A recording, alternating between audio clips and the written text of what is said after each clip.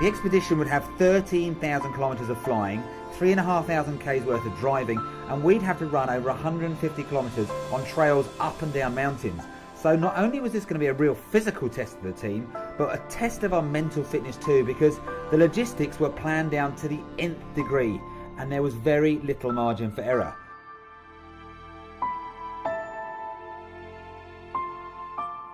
I think personally, when I looked at the start of the whole expedition, I'd been around Africa and done Africa's 5 tallest mountains, and then obviously had been lucky enough to come across to Australia and thought, well, there are mountains here, they're not that tall, so I suppose how do you do them to make them more challenging?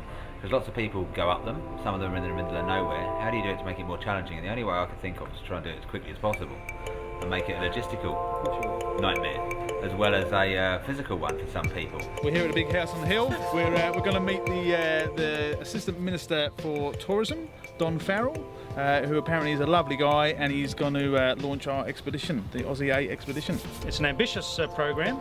They intend to do it in 10 days, and if they do, they'll create a world record. In the process of climbing those 8 peaks, they're going to see some of the most beautiful and spectacular scenery that Australia has Stunning to up there. offer. Lovely, lovely views, perfect sunshine. We've done it, 8 peaks, 8 states, 8.5 days. As I said before, I'm an Australian, I've lived in this country 31 years.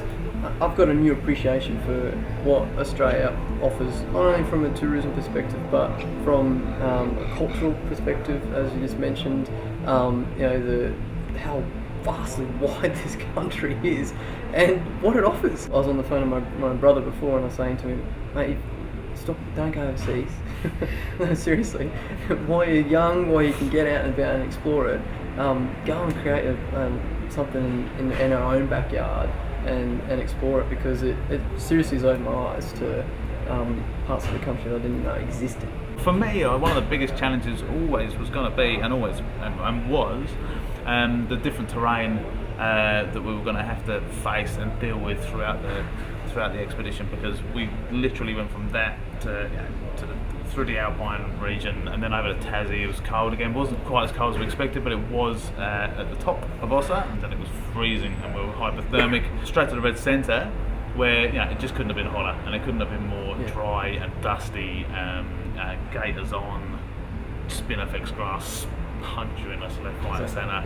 So dealing with that and trying to have a manageable amount of gear with us that we could fit into the car, fit on the planes and all that kind of stuff.